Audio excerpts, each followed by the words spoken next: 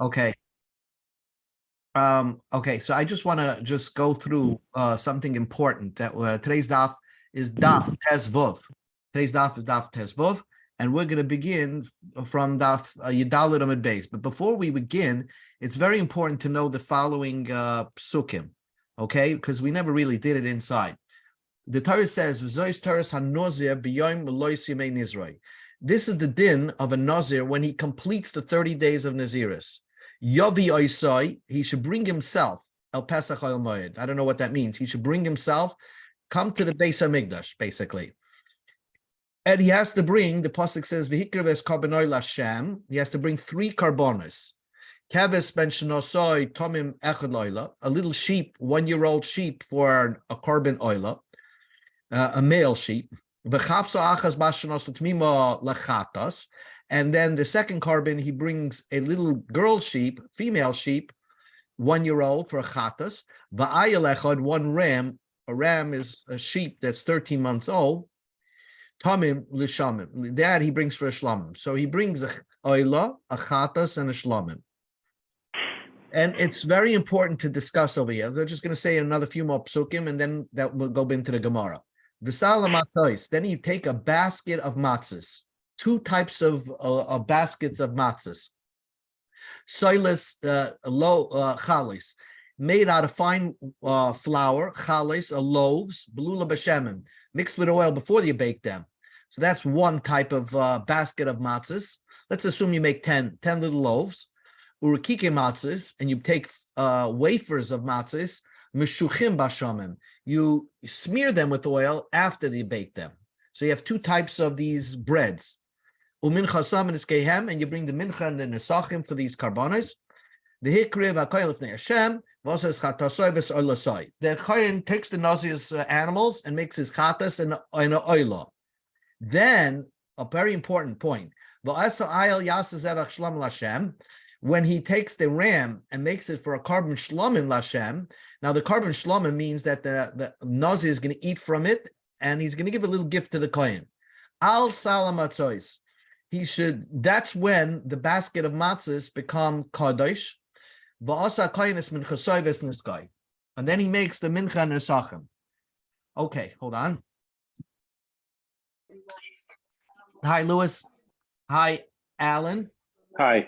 We just began. I'm just going through the psukim of what a nazir has to do when he completes his naziris. He brings a carbon chatas, a carbon oila, and a carbon shlamim. When is exactly the naziris over? So let's read what the pasuk says. After you bring the shlamim, and this is very interesting, then in the Beis Hamikdash, in a special room, the gilach hanozir, he takes the special haircut, Pesach oil moed, as roish nizroi. He takes it outside the in the opening of the Mishkan, but in a special room, not in the Beis Hamikdash. It's not proper to take a haircut in the middle of the Beis Hamikdash, but there's a special room. And he razor blades his entire head. Then what do you do with the hair? You have to take the hair of the head, now that you cut him off, and you put it underneath the fire, underneath this ram that's cooking. So you have a pot cooking in the Beis Hamikdash. It's cooking the ram, and because the part of that ram we're going to give to the kohen. So what's the fuel underneath the fire besides wood is the hair of the nazir, because it's aser bana. We want him to burn it. Then after it's cooked, this meat of the ram is cooked. He takes the one right foreleg cooked mina ayil. Takes 1 loaf from the basket and 1 matzah. Then he puts it on to, imagine there's a piece of foreleg plus 1 loaf and one matzah, and the hanif on the hands of the nazir. The hanif oisam akayin trufalei Hashem. They lift it up together. That means besides the normal gifts that the kohen gets, which is the breast and the thigh. That's besides that you get from every shlamim, you get a zroya b'shela, a cooked foreleg. And then after you do that service, chatas, oila, shlamim, the tenufa, right? Of course, you did the haircut. Then after, the Nazir could drink the wine. Even after, by the way, we notice we call him a Nazir even after he's finished the process. He's still called a Nazir for some reason, because he's so used to not drinking wine, but he's still called. So then, okay, so that's the laws of the Nazir. Let's go back into the Gemara. That's why it's so important to know the Chumash, so you'll know what the Gemara is going to discuss over here. So, okay. Hello? Yes. Yeah, you hear me, right? Yes. Okay, hold on. Do you see? Okay, hold on. Okay, hold on. Oh, okay. You see the screen. You see the Gemara, right? Yeah. Yeah. Omer Rav Chizda. Rav Chizda said, "Hakoil moedim." We're starting from Yudalad Mebeis. Hakoil moedim. Everybody will agree. Shim kodash seya badam. You brought all the carbonas, right? But you didn't you didn't take the haircut yet, right? You didn't take the haircut. Let's say he didn't take the haircut. They brought the carbonas, and before taking a haircut, he became tamei. Does he have to restart the count? Ein loy takana. There's no way out of this mess. So the Gemara understands you brought carbonas, so already you completed your naziris. But now that you became tamei and you're supposed to restart, what's going to help you restarting? You can't bring new carbonas at the end, because on Nazir only brings one time the carbon, not twice. So ain't like takana, there's no way to get rid of this naziris. So the Gemara doesn't understand that statement. Aliba Damam. Who did Rav Chizda say this comment? Aliba de Rabbi Eliezer. Was he going according to the opinion of Rabbi Eliezer? What is the main part to say you're no more a Nazir? Rabbi Eliezer says, Kevin the Oma teklachas me'akebes, that the indispensable item of getting rid of your naziris is taking the haircut. So if he already didn't, if he did not take a haircut, even though he brought the carbonas and then he became tamei, he's still considered toich maloisi. He's still considered in the middle of his naziris, the listar, and let him restart the clock. Because as long as you didn't take the haircut, according to Rabbi Lezer, you're still a nazir. Even though you brought the animals as a carbon, you didn't take the haircut, you're still a nazir. If you became tamei, you should start the clock again and start a brand new naziris. So according to Rabbi Lezer, you still have a way out of this. Ella lil b'drabanan. If you go according to Rabbanan, ha'amrei tiglachas le'makeves, they hold that as long as you bring the carbonas, you're no more a nazir. Just because you didn't take a haircut, that doesn't mean you're not a nazir. You're not a nazir.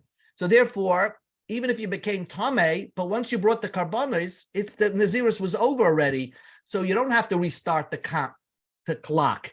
So what does Rabbi Chizda make a comment that if you get tamei before taking a haircut, after bringing the carbonas, but before taking the haircut, there's no way out of this mess. You do. You don't have to restart. So the Gemara says, Lo'ilam aliba de Rabbanan. He's going according to Rabbanan. Of course, you became tamei after you brought the carbonas. Your naziris is over. You don't have to restart the clock. Umay ein loy takana. What does it mean? You have no way out of this mess. Ein loy takana lemitzvahs giluach. You don't have a way to do the mitzvah of giluach anymore, because you're supposedly your ram is burning on the flame there, and you became tamei. And technically, the Torah says, take your haircut and put the hair underneath the pot. But if you became tamei, you're not going to be able to do that. So therefore, there's no way of having that mitzvah anymore. So I guess he was trying to say is it's very important that a nazir not become tamei until after he completes the job of taking that haircut. New Gemara. Rabbi Yossi bar Chanina. Rabbi Yossi bar Chanina said, let's say nazir shekala lo yamav, a nazir that completed the 30 days but did not bring the carbonas yet. So then the Gemara says, loika al hatuma, ve'ina loika al tiglachas v'loy al yain. If he on purpose is metama himself, touches a dead body, he gets malchus.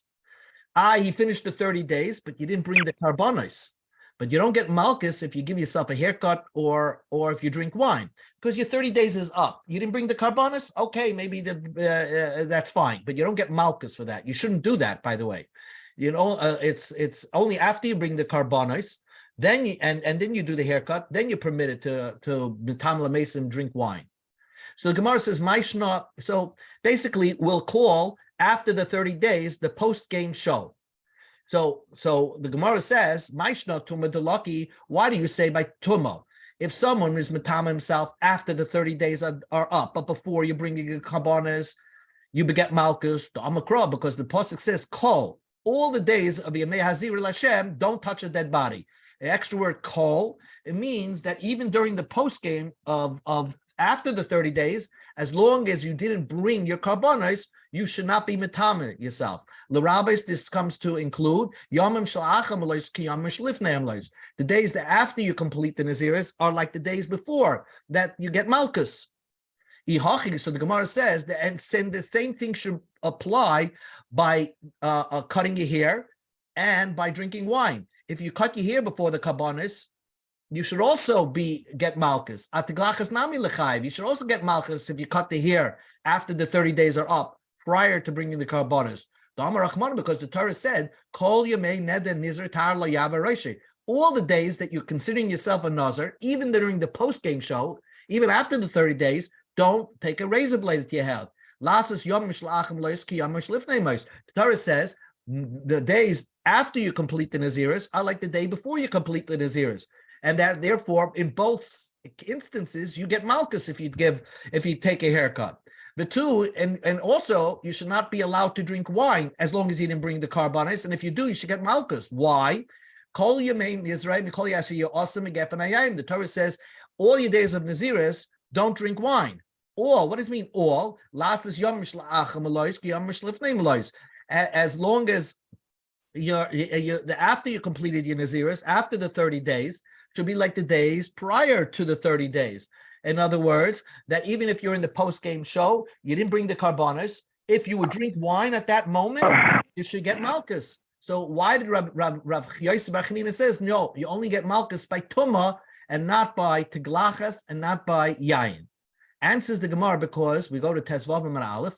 Shana Hachab over here, it's different. The tumah is unique between all the Yisurim of a Nazir. The Omar Achmana, because the Torah said the Time Rosh Nizroi. Sometimes you're a Nazir only on the head. In other words, you're waiting to take a haircut. That means you are completed counting the 30 days, but you're waiting to take a haircut till after the karbonos. So there's an extra pasuk that says that if you become Tomei during that period, you get malchus. Misha Nizrei Toli Lo B'Roisha. Only a Nazir that's just waiting to take a haircut, that's dependent on his head to take a haircut, he gets a problem if he's metama to dead bodies, to mesim, you get malchus. So since there's an extra pasuk by tuma, only by tuma, after you complete the 30 days, if you metama yourself, you get malchus, not by taking a haircut and not by wine. So meisvei, we have a question. Abraisa says just completely, clearly not so. Nazir shekolu lo yomov. A Nazir that completed the 30 days. And he didn't bring the karbonos, obviously. Also, he's not allowed to take a haircut, drink wine, and touch a dead body. Then gileach, if he did take a haircut, or drank wine, or he touched a dead body, and he gets malchus for any one of these averas. Yufta, this is a brisa that refutes Rabbi Yosef Bar Chanina, who said you only get malchus by tumah l'mesim. Here it says by all three you also get malchus. New Mishnah. Hareini Nazir. Now, Hareini Nazir, I used to think the person that makes such a neder, this following statement is not so normal, but it is a normal thing. Because think about it. A person says like this, Hareini Nazir l'kshyi liben. A person says, I want to be a Nazir when I have a son. He's hoping that Hashem, when he grants him a son, he agrees to be a Nazir. But then he says, what am I waiting to have a son? Yeah, I'm going to be a Nazir. The Nazir Meir Yom. I'll be a Nazir right now for 100 days. He wants to move things along, so to speak, and show how determined he is that even if Hashem doesn't grant him the son, he's going to be a Nazir for 100 days. It's almost like biz and kretschma, you want to take a drink. So that's the answer. He's going to be a Nazir right now for 100 days. And when he has a son, he's going to be a Nazir. So the Mishnah teaches you a chiddush that you could look at this as two Naziruses, one for your son when he's born, and one for the Nazirus that you said for 100 days. But the Mishnah is mechadish that sometimes you can accomplish two with one stone. Noile ben ad shivim. If you have a son up until day number 70, loy hifsid klum. You didn't lose anything. What does that mean? So I'm going to bring you up a picture on the screen here. In other words, if you you started your Nazirus for 100 days, let's say on day 70, the wife had a baby. So now you have only 30 left for your own personal Nazirus, and you committed to doing a 30 for your son. So do both 30s in the last 30. So you accomplish two. The last 30 should be for your son and your personal Nazirus. So loy hifsid means you do not have to go beyond 100. So you just do 100, and that's it, because the last 30 counts for both of them. But let's say you had a son on day 72. Now, the day 72, so if you have a son on day 72, technically, in that case, you don't count both. Or let's say you had a son on day 75. Let's do it this way. I did it here. If you have a son on day 75, then you interrupt your personal Nazirus. Count 30 for your son to day number 105, and then you go back to count your personal. Since they don't overlap exactly, then if they're not overlapping exactly, you have to do them as separate Naziruses. One for your son, and then continue on with your personal. Only if they overlap exactly, you have 30 days left of your personal Nazirus, and then you have 30 days for your son, then you can count them as both. And the reason is because when they overlap exactly, we understand that you really only wanted to make a Nazirus when your son was born. And you just wanted to push things along, made a Nazirus 100 days early, 100 days, you said a Nazirus for 100 days, just to show that you meant it even from now. And Hashem granted you a son, so we understand that your main Nazirus was for your son, so if they overlap exactly, we allow them to accomplish both the personal and the son under one 30-day period. However, when they don't overlap exactly, let's say you had the son on day number 75 from your personal Nazirus, so your son's Nazirus, if you counted 30 from that period, it would end at day 105. So they're not overlapping exactly. So then you have to separate them out. That from 75 to 105 is a 30-day period which you'll keep Nazirus for your son, and then you go back and complete the Nazirus that you said for yourself. There are 25 days left for your personal Nazirus. And that's what the Mishnah teaches you. So it's a chiddush of the Mishnah to teach you that sometimes a person can do 30 days Nazirus, and it works. It works as accomplishes two Nazirus at the same time. So that's what the Mishnah says. Ad shivin lo hifsid klum. If you have a baby up until day number 70, you don't have to count extra. La'acha shivin, but if it's after 70, let's say on day 75, soisa shivin, it interrupts. Soisa means it interrupts the 70. You interrupt it, keep the Nazirus for your son, and then go back to yours. There's no such a thing of a Nazirus for less than 30 days. And therefore it has to overlap exactly 30 days. But if they don't, if they overlap less than 30 days, there's less than 30 days left of your own personal Nazirus, then you can't count them as at one time, and you have to interrupt your own personal Nazirus. Amar Rav said an interesting thing. And this is the continuation of the Gemara over here. Rav said an interesting thing. Let's say I take a Nazirus for 100 days. I'm going to ask you a question, a rhetorical question. I take a Nazirus for 100 days. When do I take the haircut? When do I bring the karbonis? The halacha is midrabanan, that you're supposed to bring the karbonis on day 101. Normally, I would say, bring it on day 100. Mikzah sayan kakula. You did part of the day. Okay, bring it on day 100. No, we require you to bring it on day number 101. Okay, that's technically. But now, let's say if a baby was born on day 70, according to Rav, it's counted as, even though, let's say the baby was born 12 o'clock in the afternoon, that's day number 1 for the Nazirus of the baby. And technically, when is the 30th day of the baby's Nazirus? Is day 99. Is day 99. Day number 100 is day 31 for the Naziris of the baby. So day number 100 would be your number 100.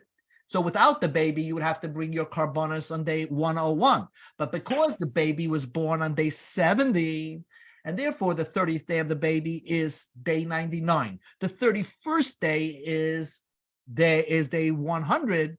On day number 100, you could bring the carbonas both for your own Naziris and for the Naziris of the baby. And that's the point. I'm going to bring up the picture again. When you have 70 days, you did 70 days of your personal Naziris, right? The baby is born. Baby is born on day 70. Day 99 is day 30. So therefore, 100 becomes like the 31st day of the Naziris of your son. So you could take a haircut also for your own personal Naziris. Again, you take one haircut, but you bring two carbonas. And that's what Rav says, that sometimes you have a day that could count for two parts. It's a day that's counted for the baby, and it's a day that's counted for yourself. It can overlap a day. So the Gemara asks two questions on Rav, because the Gemara wants to have a source of where Rav got this from. Tanan, we learned in the Mishnah, Noilad loy ad shivim loy hifsiklim. The Mishnah says that if the baby was born up until day 70, you did not lose out. In other words, they can overlap. The Naziris can overlap. The Isal Kadaitich, if you think Oila Lakan Lakam, that means day 70 could be day number 1 for the baby, right? You don't count day 70 as day 0 for the baby, but day 70 is day number 1 for the baby. What do you mean you don't lose out? Itagure mitkar, you gain something, because without the baby, you would have to wait to day number 101 to bring the carbonas. With the baby, you could do it already on day 100. So what does the Mishnah say? You didn't lose out. Actually, you gained something. Ella, so the Gemara says, the Mishnah should not be discussing up until day 70. It should actually says if the baby, it shouldn't say till 70. It should say till 71. Then, because if the baby's born on day 71, then actually day 30 of the baby is 100. So you'd have to anyway wait to 101. So really, it shouldn't say up until 70. It should say up until 71. Since in the Sefer it talks about the number 70, so in the Reisha also it talks about the number 70. So Tashma, come in here. Missefer. Let's see the end of the Mishnah. The end of the Mishnah also doesn't make sense according to Rav, because the end of the Mishnah says, Noilid acha shibam, if the baby was born, let's say after 70, let's call it day 71, soisa shivim, then the whole thing doesn't work. You have to interrupt and do the baby. What does that mean? According to Rav, if the baby is born on day 71, even if it's born in the middle of the day, you should count it as day 1 for the baby. So, and therefore, they do overlap, because day 30 of the baby would be day number 100 if it's born on day 71. So what did the Mishnah mean, Acha Shivin, after 70? It should say after 71. So the Gemara says, my Acha, what is the after meaning in the Mishnah? Acha Achar, it means after the 70, the day after 70, which is day 70 after, at day 72, which is, that's a funny way of saying it. Aval acha mamish, but if the baby was born right after 70, mean on day 71, hochinami de loisasa, you're going to try to tell me that it doesn't interrupt because day 71 is counted as one as the baby. Hochi, my area de tani noiled at shivin leivseklum. Why does the Mishnah say that if it was born up until day 71, you don't lose out? Afila acha shivin, even if it was born after the 7th day. You touched head that it doesn't interrupt, because according to Rav, you have up until day 71. Again, Rav said that as soon as the baby is born, the clock starts ticking for the baby. So if the clock starts ticking for the baby, then really, even if the baby is born on day 71, you still have 30 days up until day 100. So they can overlap each other, and you can accomplish both your personal and the son's Naziris at the same time. And the Mishnah says only day 70 is the cutoff point. El shmamino achamamish v'chein masne l'Rav shmamino. According to the Mishnah, it's different. You can't learn like Rav. Rav disagrees on our Mishnah. Again, let's just get to the point. The point is that Rav said when the baby is born, even if it's born midday, that's counted as day number one, and also it's day number one, even though you're counting your day, your personal day, they overlap each other. Sometimes a day can overlap each other. And this Mishnah doesn't seem to agree with that idea. So the Gemara goes along, and you think, by the way, that this doesn't come up in any other area of halacha. So the Gemara is going to prove that it does. Rav Kaman Amar L'Shmaitza. Who did Rav say his opinion? That means Rav said that a day can count for two scenarios. Is the source of Rav Abba Shol? The Tanam we learned in the Mishnah. Listen to this Mishnah, and you're familiar with this halacha. Let's say somebody died 3 days before, let's say, Pesach time. Okay, so as soon as you had 3 days of Shiva, come Pesach time, Shiva. You don't have to, after Pesach, continue the Shiva anymore. That's it. Shiva is over. Let's say a person died 8 days before Pesach, 8 days before any Yantiv. So then 7 days you sat Shiva. 1 day we'll consider it the Shloshim. As soon as Yantiv comes, you don't have any Shloshim anymore. You don't have to make it up anymore. You should take a haircut Erev Yantiv.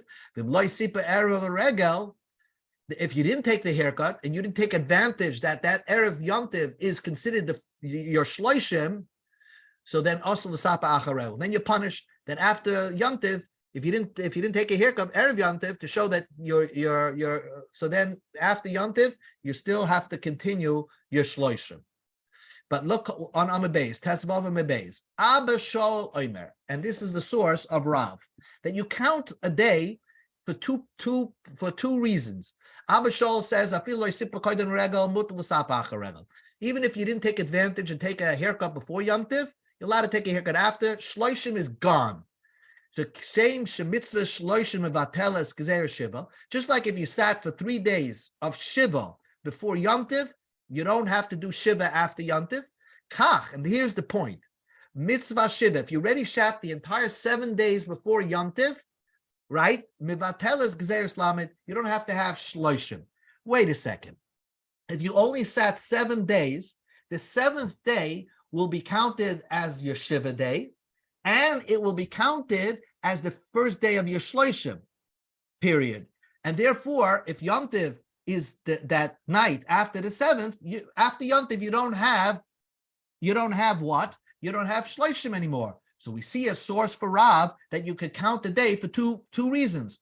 According to Abba Shol, the last day of the Shiva is counted as part of the Shiva days and as your first day of your shloshim. And therefore, you already had shloshim before the holiday began. So when the holiday begins, when the holiday comes, you don't have to keep shloshim.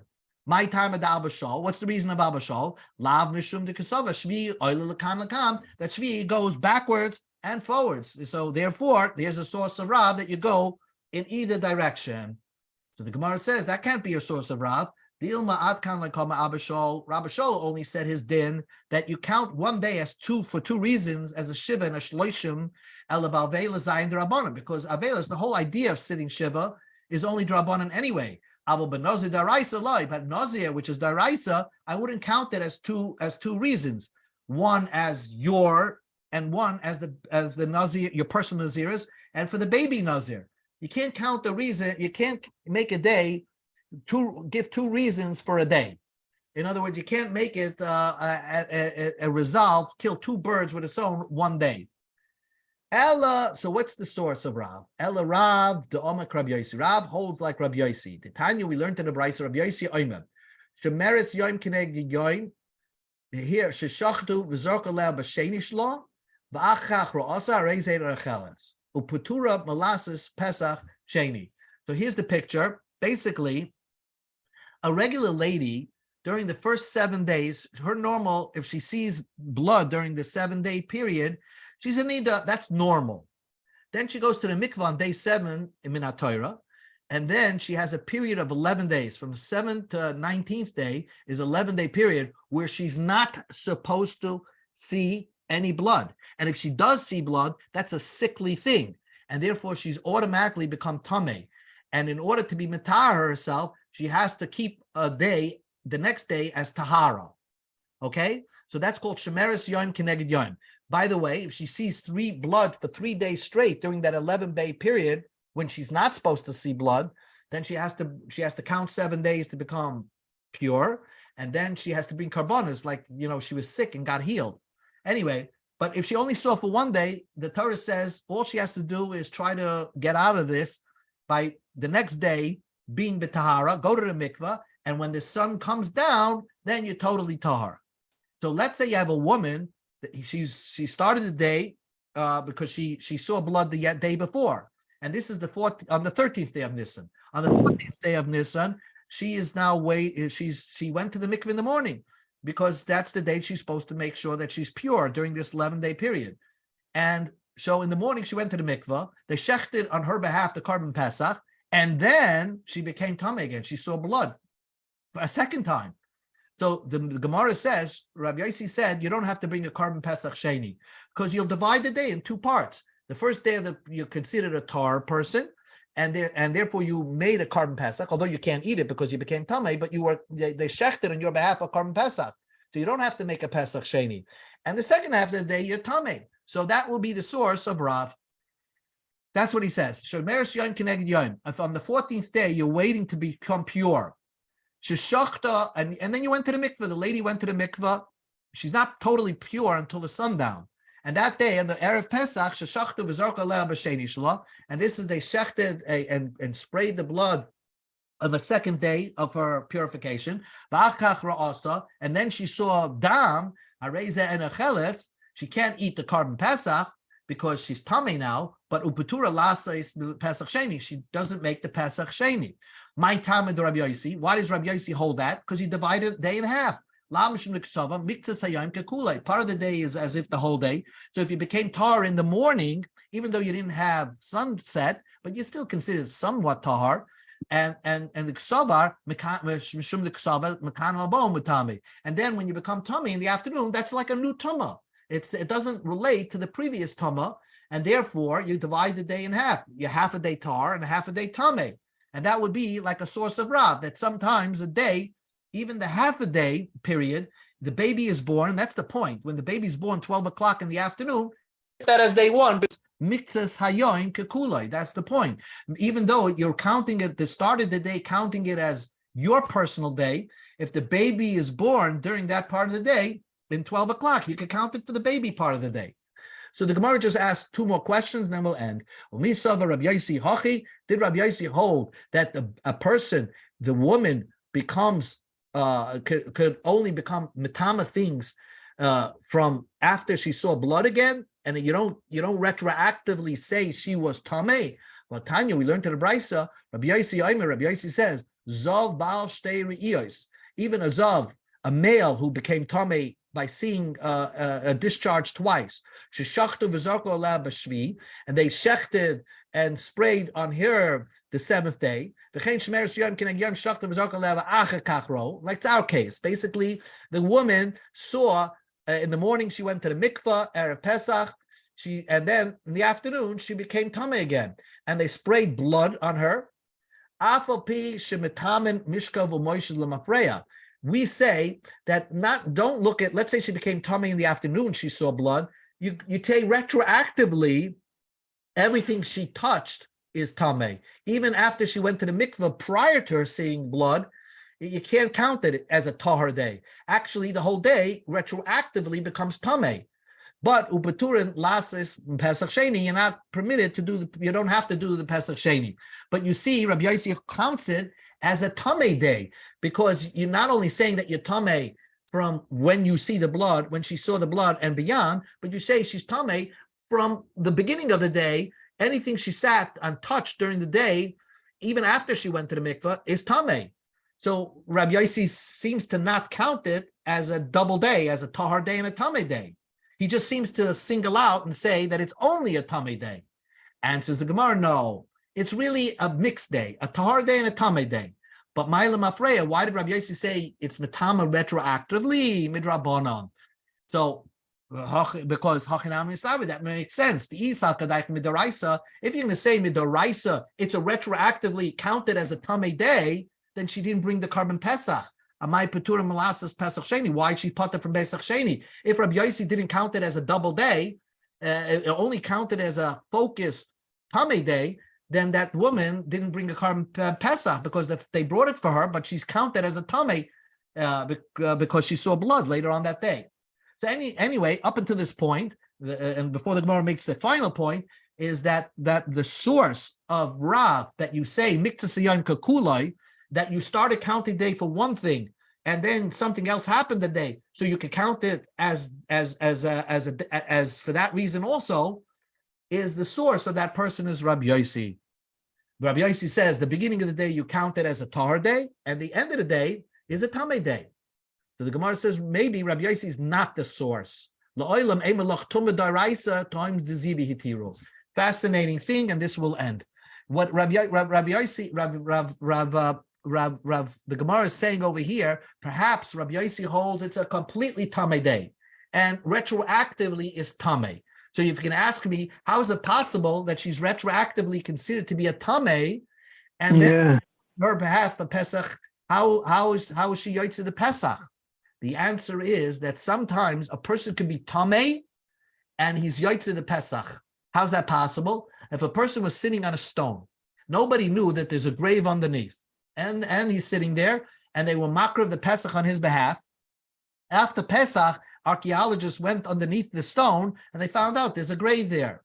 Since at that period when he was sitting there, nobody knew there was a tameh there, there's a Pesach pasuk that says that you were yotze your Pesach and you're potter from being in Pesach Sheni, because it was unknown tumah at that time. So who did not also, when a woman who started the day tar, she doesn't know that she's going to see tumah later on in the day. So if they were makriv on her behalf after she went to the mikvah, prior to her seeing blood, carbon Pesach, even though when they find out later that she sees blood and they retroactively mitama her, there's a special gzeres akasa that she was yotze her Pesach Sheni, and therefore Rav is not necessarily sourced by Rabbi Yossi that you count days in different parts. According to Rabbi Yossi, it's really a tameh day, not counted in parts.